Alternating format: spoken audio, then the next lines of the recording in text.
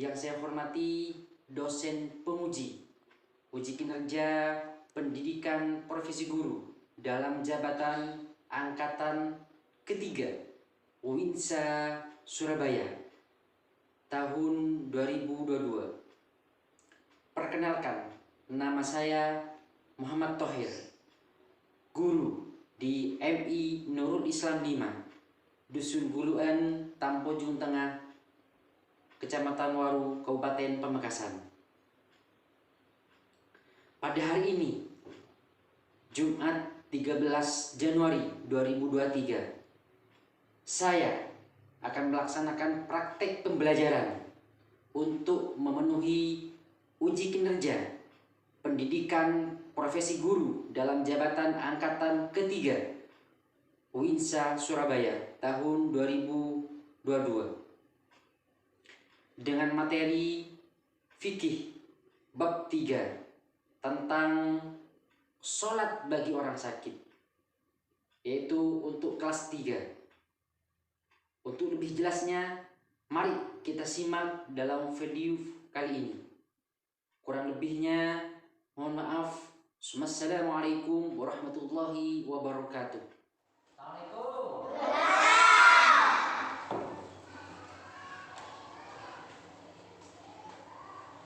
Gimana kabarnya hari ini anak-anak? Baik. Sehat semua? Sehat. Alhamdulillah. Minggu kemarin ada yang tidak masuk. Hari ini ada yang masuk semua? Masuk semua? Masuk. Alhamdulillah, hajin tajib berarti. Nah, minggu kemarin Hafiz tidak masuk. Kemana Hafiz? Sakit. Oh, sakit. Ya, makanya setelah pulang dari madrasah, adik-adik cuci tangan ya. Cuci tangan. Apalagi sebelum makan. Jadi harus cuci tangan ya. Kalau kalian tidak jaga kesehatan, maka akan mengganggu pada pelajaran kalian. Nah, seperti Hafiz kemarin tidak masuk karena sakit. Nah, itu akan mengganggu pada pelajaran kalian, sehingga pelajaran kalian akan tertinggal. Nah, jadi harus menjaga kesehatan. Paham? Dan jangan lupa kalian menjaga kesehatan. Selain itu, silahkan makan. Nah, seperti yang biasa dibaca kemarin, 4 sehat 5 sempurna. Apa saja 4 sehat 5 sempurna?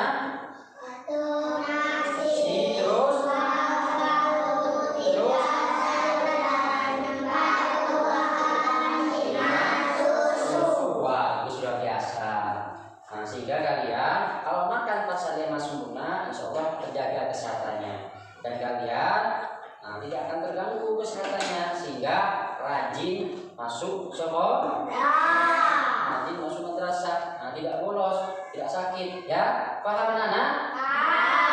Bagus. Berarti hari ini masuk semua ya? Luar biasa, rajin berarti alhamdulillah. Coba sebelum pelajaran kita pada hari ini dimulai, silakan ketua kelas memimpin membaca doa.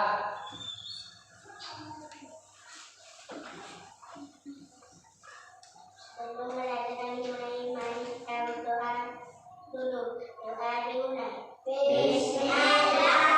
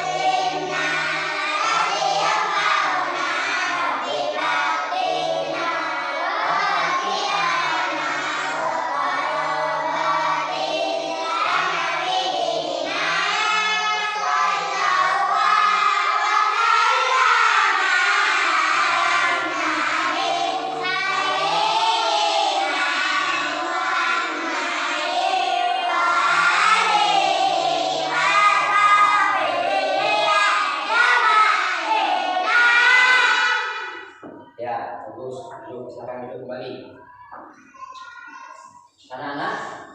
Semangat belajar semua? Bagus, luar biasa. Di pagi hari ini ceria dan semangat semua, luar biasa. Coba kita tanganku atas semuanya biar rapi. Tanganku ke atas, turun ke bawah. Bagus. Tanganku dilipat, mulut ditutup, rapi. Nah, istidadan. Bagus, istidadan. Luar biasa.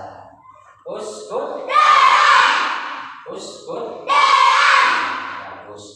Kalau sudah menyampaikan guru ya uskut, berarti semuanya diam, harus konsentrasi pada belajar. Nah, minggu kemarin kita telah mempelajari sholat jamak dan qashar. Nah, masih ingat jamak dan qashar? Masih ingat? Bagus. Tadi malam belajar? Belajar tadi malam? Bagus. Nah, materi pada hari ini yaitu tentang sholat bagi orang sakit. Nah, jadi kita pelajaran pada pagi hari ini kita akan mempelajari sholat bagi orang sakit. Nah, coba saya tanya anak-anak pelajaran yang kemarin ya, coba sholat yang harus kita kerjakan, sholat apa saja? Zuhur,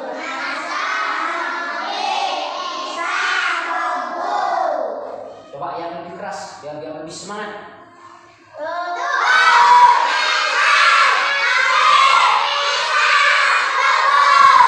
Luar biasa, top semuanya. Berarti tadi malam benar-benar belajar, berarti luar biasa ya.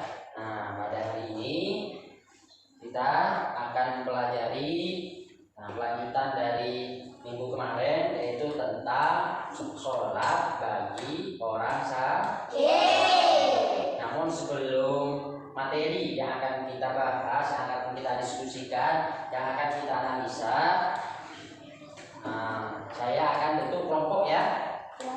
Ada setiap kelompok ada yang 3, ada yang 4 ya.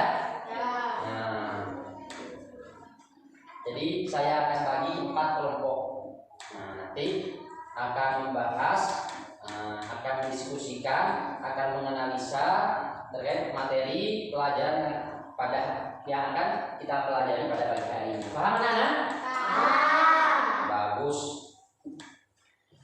Coba untuk kelompok pertama ya, kelompok pertama. Nah, saya tunjuk itu bangku depan. Kelompok pertama. Kelompok kedua, nah itu di sampingnya, di belakang ya. Kelompok kedua, silakan menghadap ke dasar. Kelompok ketiga, nah ini ya, kelompok ketiga ya. Nah, terus ini kelompok keempat. Nah, sana kelompok keempat. Nah, silakan kelompok keempat, bagus, sudah biasa. Jadi menghadap semuanya. Nah, sambil nanti diskusikan ya. Nah, jadi bagi adik-adik nanti akan melihat sebuah video ya, pembelajaran yang akan kita pelajari. Ya, paham anak-anak? Bagus, luar biasa. Silakan sekarang. Nah, kan di situ sudah tertera semua ya. Silakan sambil dibuka materi yang akan kita bahas pada pagi hari ini. Namun sebelum pelajaran materi sholat bagi orang sakit ini akan kalian diskusikan dan akan kalian analisa, silahkan kalian tonton ya, tonton materi yang akan kita bahas. Nah, hadap depan dulu semua. Nah, Bapak akan memberikan pembelajaran dulu ya, silakan dilihat dulu ya, nanti baru kalian diskusikan dan analisa. Paham anak? Dan didiskusikan dalam kelompok masing-masing ya. Coba dilihat dulu.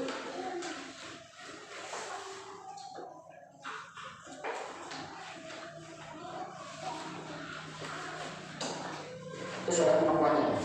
Jadi kalau sudah mampu berdiri, silakan buka dulu. Ya, siap. Silakan dilihat dulu, baru nanti dianalisa.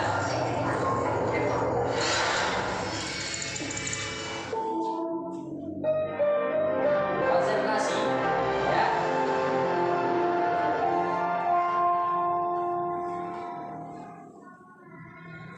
Assalamualaikum warahmatullahi wabarakatuh. Gimana kabarnya hari ini anak? Sehat? Alhamdulillah ya. Tapi sebelum pelajaran pagi hari ini mulai, kita baca dulu ya. Silahkan ketua kelas untuk memimpin doa pada hari ini. Ya, telah selesai doa. Sebelum kita mulai pelajaran, mari kita absensi dulu ya. Ada yang sudah hari ini. Oh ya, itu sudah dapat. Sehingga dibagi keseluruhan itu menjadi 5 kelompok. Ya, paham kan? Terus kelompok pertama ya, akan dibuka halaman 7. Ya, materi tentang sholat bagi orang sakit. Ya, silakan dibaca ya, dipelajari dulu. Nah, terus sekarang kita bahas set ya, set. Setelah dari bagus semua ada apa? Ada yang ditanyakan tentang kelompok? Oh ya, bagus. Tadi sudah paham. Silakan dilihat di pamflet ya. Nah ini, jadi nanti setelah materi ini dijelaskan, nah sekarang waktu itu menganalisa, ya menganalisa terkait dengan ketentuan sholat orang sakit. Sekarang pamflet ini ya, ketentuan sholat bagi orang sakit. Silakan diperhatikan dulu perhatikan. Nah, sholat bagi orang sakit. Silakan semua kelompok diperhatikan karena ada tugas dari kalian untuk menganalisa terkait dengan sholat bagi orang sakit. Jadi seperti apapun kondisi kita, ya, entah kita itu sehat, entah itu kita sakit, entah kita itu ada halangan, kalau sholat itu harus dilaksanakan. Posisi kita seperti apapun, ini terus dilaksanakan.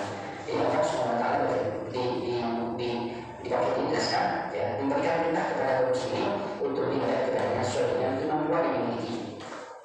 Jadi kalau sholat fardu itu sudah kemampuannya.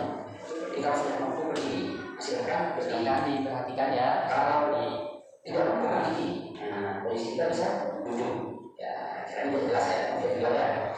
Nah, selain itu, ada juga kalau kita tidak mampu untuk melaksanakan sholat secara duduk, maka kita melaksanakan sholat secara berbaring gitu.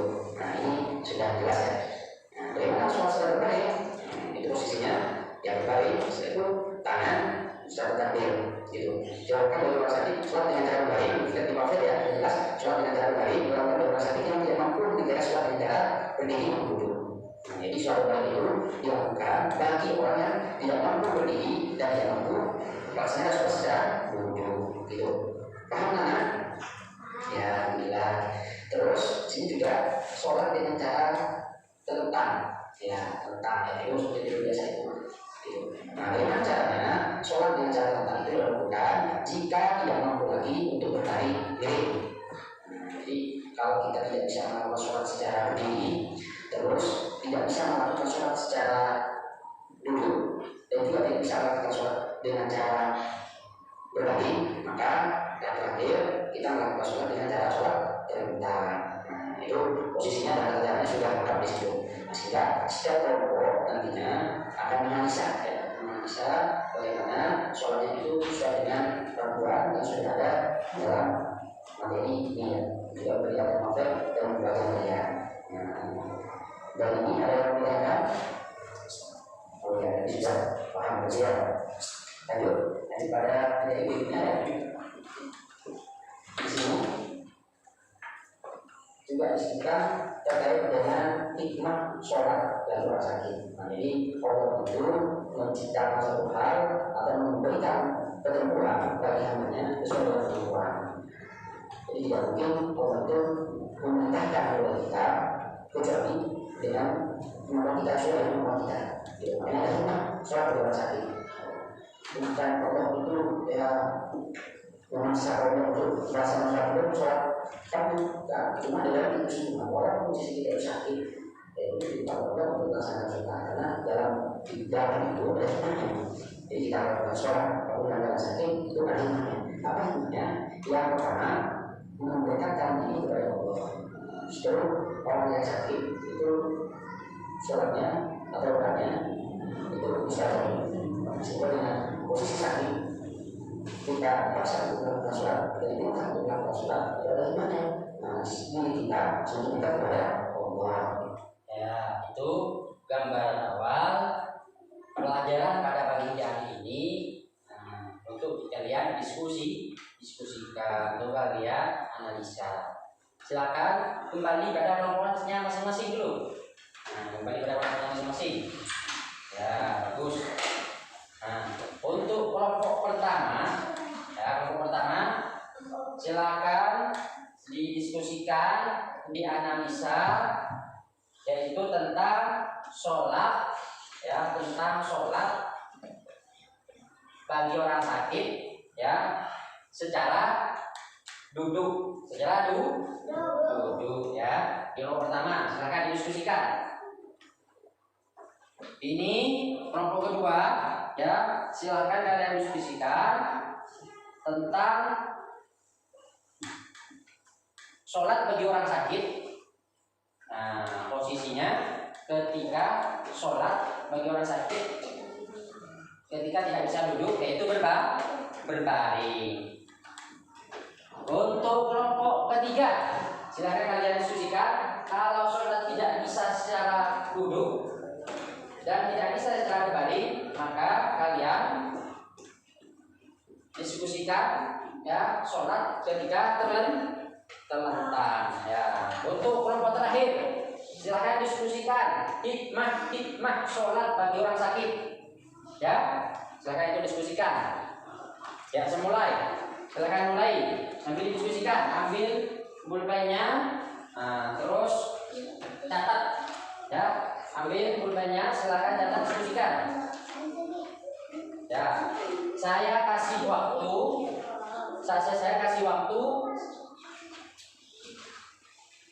10 menit, ya, 10 menit. Silakan berkelompok diskusikan.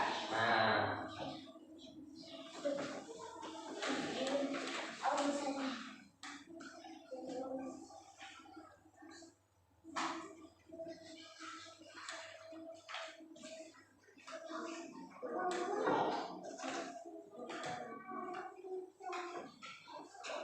gambarannya seperti ini, anak-anak. Perhatikan gambarannya.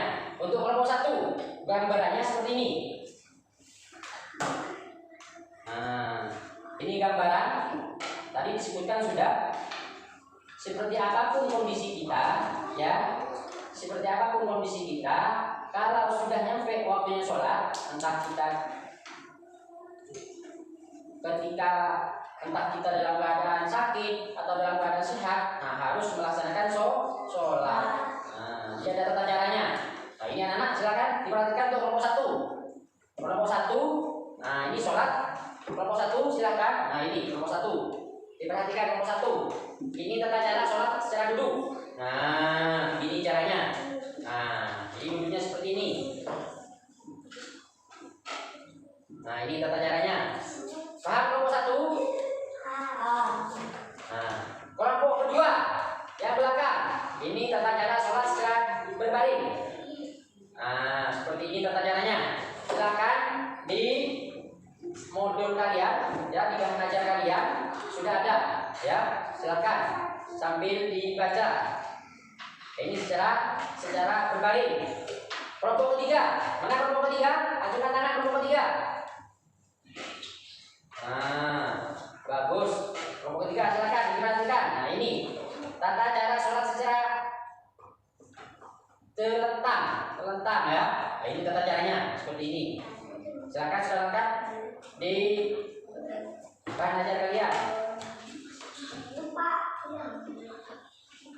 Kelompok 4 itu di halaman 17. Silakan dibuka. Di situ sudah lengkap hikmah, tata cara hikmah sholat bagi orang sakit, sudah jelas di situ. Paham, anak? Nah, bagus. Silakan sambil didiskusikan, ya, sambil didiskusikan.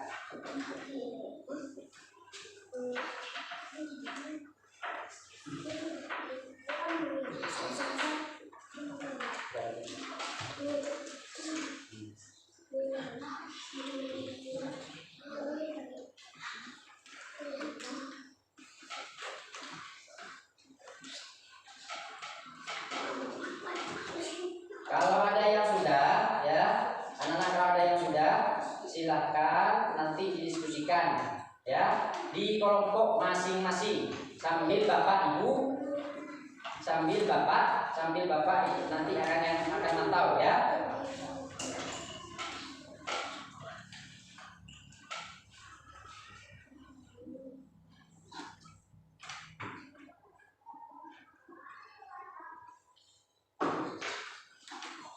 Ayo sambil didiskusikan.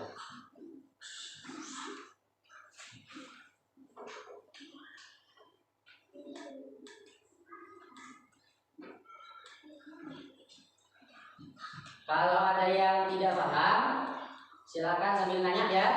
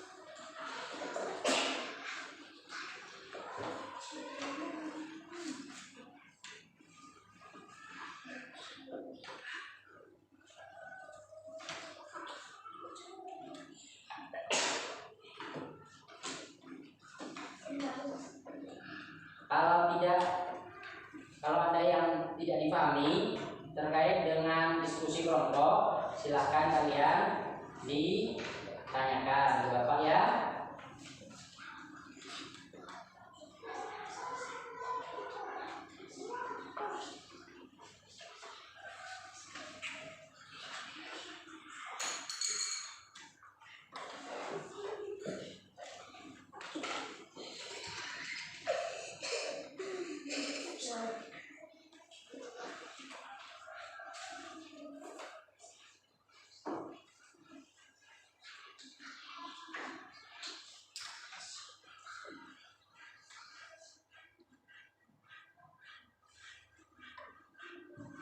Sambil saya cross check ya kerja kelompoknya ya, ada yang tidak dipahami, silakan kerjakan. Ini kan kelompok 2 ya, kelompok 2 itu mendiskusikan sholat bagi orang sakit posisinya berbaring. Tadi kan sudah dijelaskan sama Bapak ya, paham? Bagus.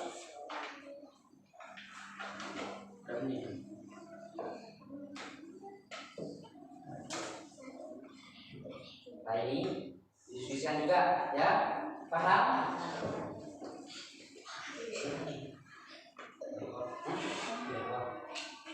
Nah bagus luar biasa. Ini hikmah sholat bagi orang sakit. Nah bagus, kerja yang bagus. Nah bagus ya, didiskusikan.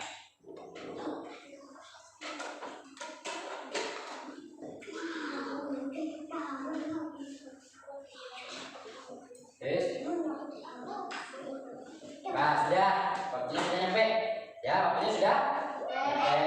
Nah silakan untuk kelompok pertama ya, bagus ya. Nah ini kan posisi duduk, maksudnya ketika duduk. Nah bagus, ini hasil kerja kelompok 1.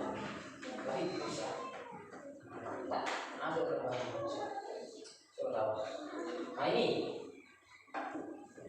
ya, hasil dari kelompok 1 ya. Nah jadi posisi duduk seperti ini bisa sudah. Nah jadi kelompok 1 sudah luar biasa bagus untuk kelompok 1. Silakan untuk kelompok 2, mana tempat tugasnya? Nah ini hasil diskusinya ya. Nah luar biasa. Ini hasil dari kelompok 2. Bagus, silakan. Ini hasilnya dibacakan.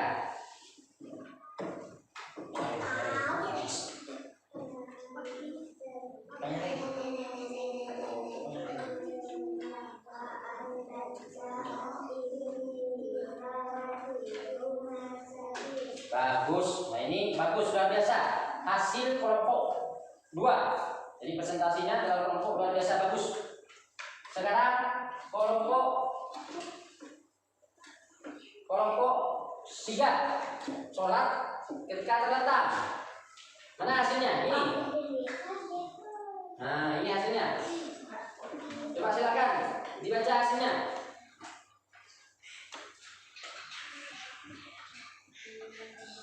Dinyanyikan suaranya.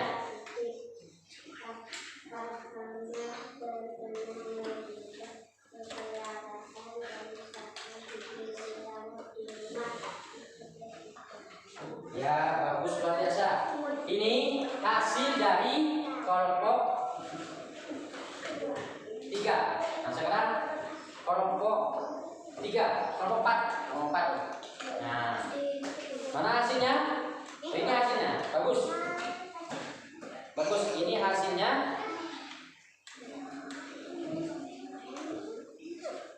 Ini hasilnya dari kelompok 4. Nah, bagus, luar biasa. Silakan dibaca hasil diskusinya tadi.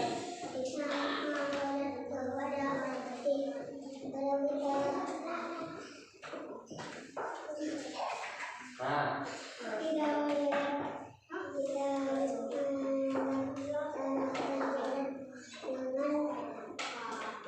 ya, bagus, luar biasa. Kelompok kerja untuk kelompok 4, luar biasa, bagus.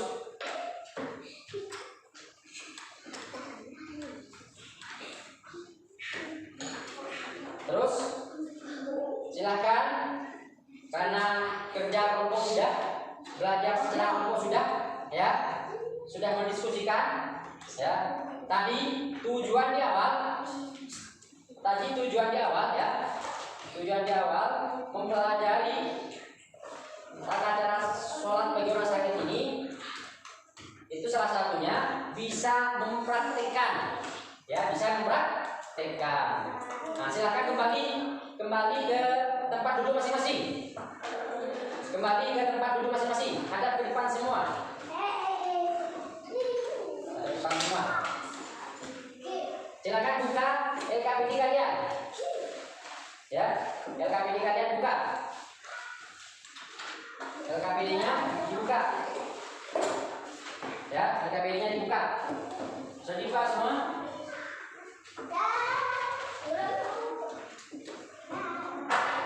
Ya, halaman 19. Halaman 19. Ya, ini kami di situ. Dibuka. Diperhatikan.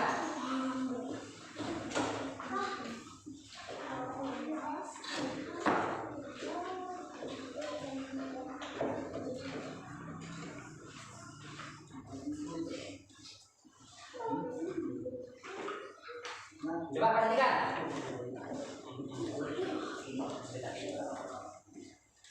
Coba diperhatikan, ya, diperhatikan.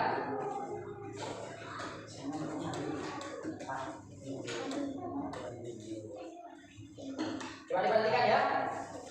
Depan ini, ya, lembar kerja mengaji LKPD, ya.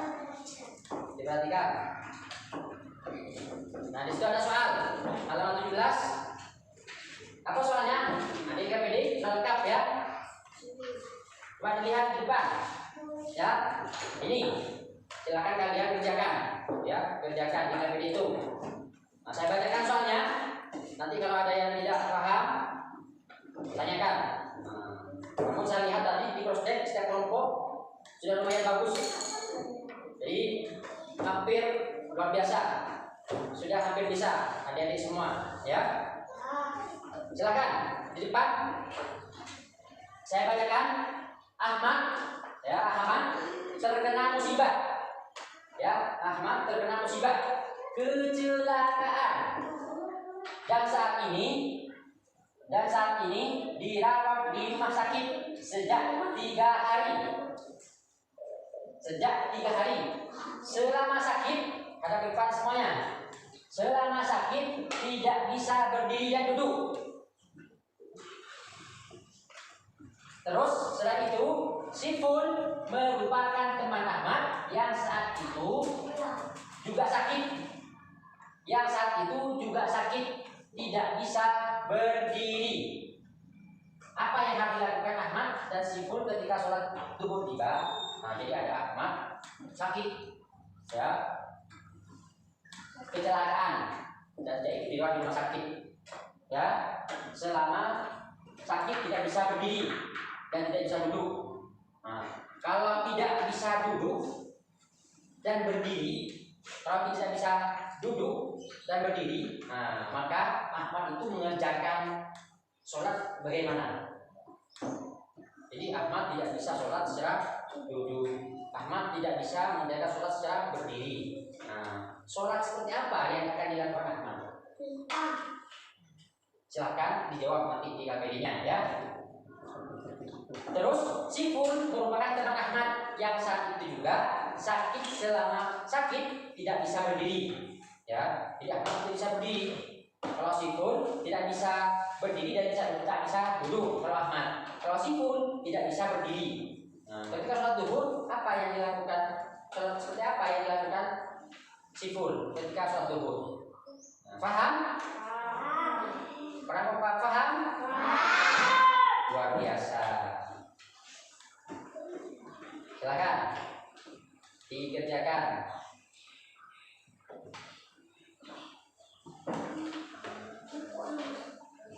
Ya, waktunya habis. Silakan kumpulkan semua.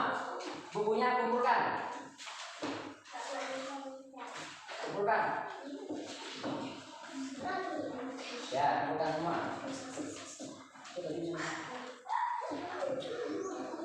Ya, kumpulkan semua.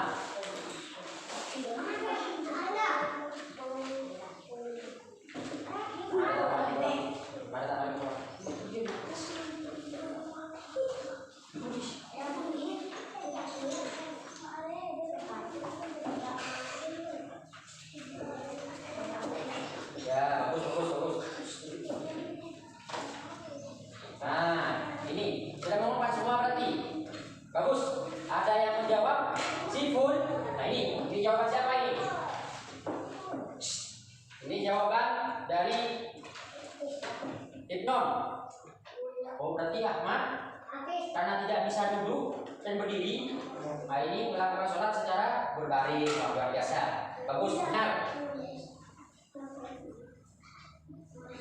Terus Sifun melakukan sholat karena tidak bisa berdiri, maka melakukan sholat secara duduk. Ah, luar biasa, benar.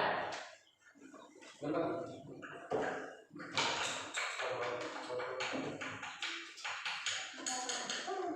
Paham anak? Ya, bagus, luar biasa. Jadi kalian, ya, seperti apapun posisi kalian, kalau dalam waktu sholat, ya, kalau sudah nyampe waktu sholat itu harus dikerjakan. Paham anak? Jika dalam kondisi sakit atau kondisi sehat, silahkan melaksanakan sholat secara tepat waktu, ya. Jadi walaupun kita sakit, ya, walaupun karena kita sakit, kita harus melaksanakan sholat. Paham anak? Entah kita tidak bisa sholat secara berdiri, nah maka kita sholat secara duduk. Kalau kita tidak bisa sholat secara duduk, maka sholat secara berbaring. Kalau tidak bisa melakukan sholat secara berbaring, maka kita melaksanakan secara terlentang. Paham anak? Ya, selesai itu yang bisa saya sampaikan. Ya, silakan. Pelajaran yang akan kita bahas minggu yang akan datang yaitu tentang sholat bagi orang musafir.